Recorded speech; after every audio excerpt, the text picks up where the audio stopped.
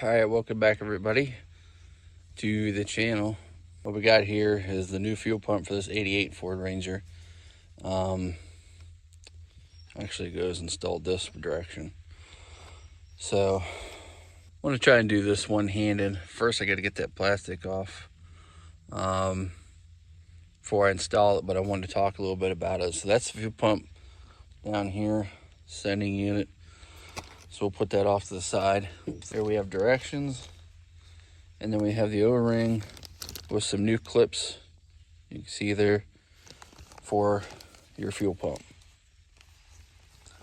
I don't see what I was hoping for. The biggest thing I wanted, I don't see, was a new O-ring, so we're going to have to use the old O-ring. That little tooth there is bent crooked. I'm about to bend that back. Yeah. Anyway, I think that'll work. It should be okay to use. I'm going to lube that up with some penetrating fluid so it'll slide easier. The O-ring and the metal ring on the tank along with this. So we can get that in there without, tearing up the new O-ring and everything. So once I do that, I'll check back in with you here. I don't have a tripod, and even if I did have a tripod, you couldn't really get it in there. But I got it off of Amazon. This is the box it came in. True Grade, I guess, is whatever it's called, the company. But it's an Amazon special, so I'm going to go ahead and try and at least get the fuel pump in tonight with the O-ring locked in place. See if I can get the lines put back together and plugged in. If I do all that, that'd be great. If not, I can do another, and I only have maybe an hour of daylight left. So I'm gonna go ahead and get on it, and if I could show some here, one-handed I will, but if not, I'll explain everything to you. All right, I'm gonna go ahead and get to work. Okay, so I got it put back on.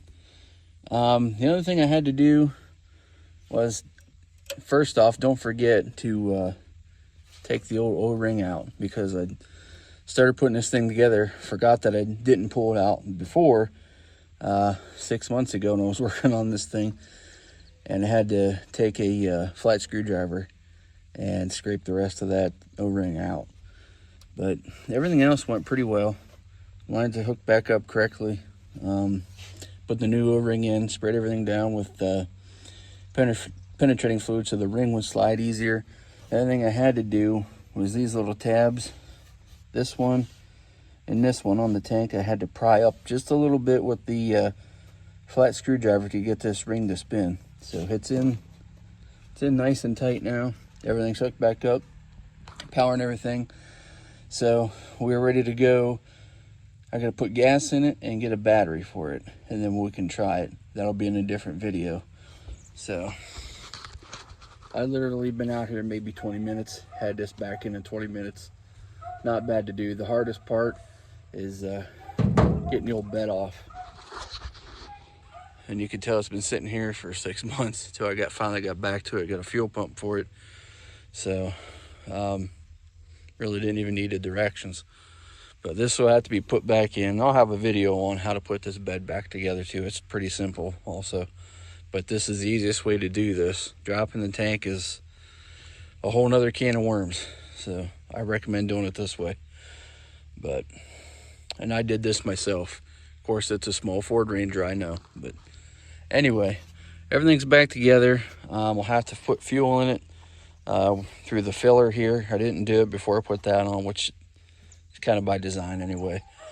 Because I wanted to check this fuel neck filler and make sure it was all right, and it seems to be okay. So, but I'll have to do that once I get fuel in this thing and a battery. We'll go back and have the next video on this and see if it actually works. So I'm not going to do anything, even turn the key on with the jumper box, until I put fuel in that tank. So, but that's it for now. It's a short one, I understand that, but I'm limited on time after my job, so I had to come here and do this, and I have maybe an hour of daylight and got it done in 20 minutes. So, but we'll be back on the next one. God bless. See you down the road.